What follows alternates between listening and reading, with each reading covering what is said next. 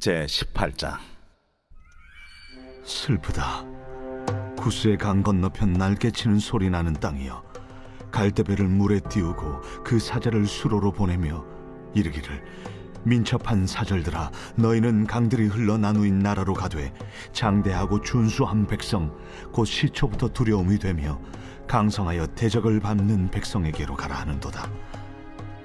세상의 모든 거민, 지상에 사는 너희여, 산들 위에 기치를 세우거든 너희는 보고, 나팔을 불거든 너희는 들을지니라.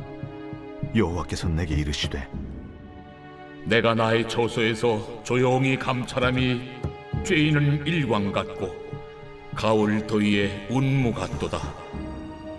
추수하기 전에 꽃이 떨어지고 포도가 맺혀 익어갈 때에 내가 낫으로 그 연한 가지를 베며 퍼진 가지를 찍어버려서 산의 독수리들과 땅의 들짐승들에게 던져주리니, 산의 독수리들이 그것으로 여름을 지내며 땅의 들짐승들이 다 그것으로 겨울을 지내리라.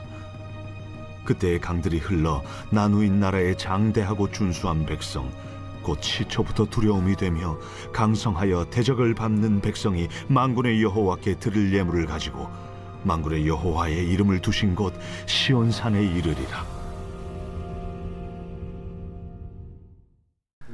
오늘 읽게 주신 말씀은 이사야 18장의 말씀입니다.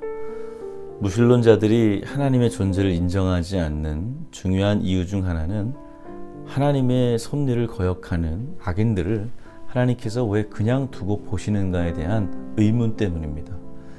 실제로 세상을 살다 보면 하나님께서 악한 자들에 대해서 아무것도 하지 않으시는 것처럼 느껴질 때가 있는 것이 사실입니다. 이것은 비단 불신자들과 무신론자들만의 생각이 아닙니다. 믿는 우리에게도 때로는 이러한 의문이 들 때가 있음을 우리가 부정할 수 없습니다.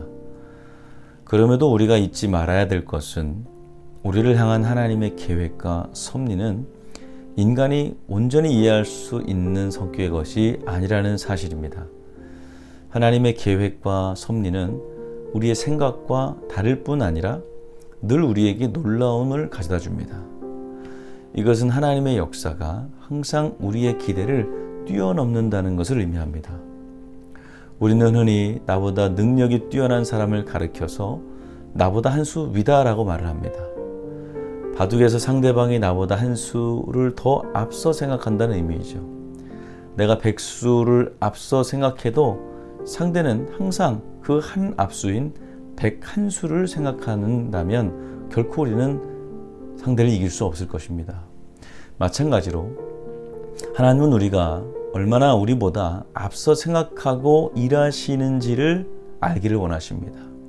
하나님은 언제나 우리보다 앞서서 생각하시고 일하시기 때문에 우리는 그분의 뜻을 다 헤아릴 수 없으며 놀랄 수밖에 없다는 것이죠. 악인에 대한 심판도 마찬가지입니다. 공의로우신 하나님께서는 악인의 죄악을 결코 보고만 계시지 않습니다. 지금 당장은 우리의 생각처럼 심판이 이루어지지 않는 것 같을지라도 언젠가는 주님의 때에 주님의 방법으로 반드시 이루어집니다. 이것은 하나님의 약속입니다. 그렇다면 본문에 나타난 앗수르에 대한 심판을 통해 하나님께서 악인들을 어떻게 다루시는지를 한번 보겠습니다. 먼저 하나님은 악인의 죄악을 빠짐없이 감찰하신다고 했습니다. 4절 말씀에서 이사야는 하나님의 시선을 쬐는 일광과 가을 더위의 운무에 비유합니다. 아침 햇살과 이슬이 조용히 땅을 적시고 곡식을 자라게 하듯이 하나님의 감찰 또한 요란하지 않지만 끊임없이 이루어지고 있다는 것이죠. 우리가 깨닫지 못할 뿐 하나님은 우리도 지금도 악인의 죄악을 보고 계시고 기억하고 계시다는 것입니다. 악인들은 교만하여서 하나님이 어디 있냐고 말할지라도 하나님의 눈은 그들의 모든 행위를 빠짐없이 살피고 계십니다. 그리고 때가 되면 그 행한 대로 반드시 갚으십니다. 두 번째로 하나님은 악인의 죄악이 관영하기까지 기다리십니다. 하나님께서 택한 백성을 징계하시는 목적은 회개하게 하시는 데 있습니다. 그러나 악인에 대한 심판은 다릅니다. 하나님께서는 악인의 죄악이 가득 차서 더 이상 변명할 수 없는 상태에 이를 때까지 기다리셨다가 완전한 심판을 행하십니다. 아수르가 여러 나라를 정복하며 악행을 저지를 때 하나님께서 침묵하신 것처럼 보이지만 사실은 가장 점중한 눈으로 지켜보고 계셨던 것이죠. 또한 하나님은 의인들의 삶도 동일하게 보고 계십니다. 우리가 은밀히 행하는 선행과 또 골방에서 드리는 기도도 모두 보고 계십니다. 우리가 어려운 길을 걸을 때에도 사망의 음침한 골짜기로 지날 때에도 하나님은 불꽃 같은 눈으로 우리를 지켜주십니다. 그리고 때가 되면 우리를 건지시고 원수들 앞에서 상을 베푸시며 은혜를 갚아주십니다. 사랑하는 성도 여러분, 하나님의 일 가운데 우리가 이해할 수 있는 부분은 매우 제한적입니다. 그렇기 때문에 이해되지 않는다고 해서 하나님의 사랑이나 능력이 없다는 것은 아닙니다. 오히려 잠잠히 하나님을 신뢰하며 그분의 행하실 일을 기다리는 믿음이 필요한 것이죠. 오늘 하루도 이러한 믿음으로 살아가시는 저와 여러분들 되시기를 주님의 이름으로 축원합니다. 오늘은 화요일입니다. 우리 교회를 위해서 기도하시기 바랍니다. 교회 부흥과 영적인 회복을 위해서 이 땅의 교회가 복음으로 돌아갈 수 있도록 선교와 전도의 문이 활짝 열리게 해달라고 기도해 주시기 바랍니다. 기도하겠습니다. 하나님, 우리가 하나님의 생각을 다 알 수 없음을 고백합니다. 하나님의 일하심은 우리보다 앞서며 우리보다 지혜로우십니다. 하나님의 일하심 앞에 겸손하게 하여 주시옵소서. 세우신 담임 목사님 성령 충만 주시고 말씀 사역 가운데 날마다 능력이 나타나게 하여 주시옵소서.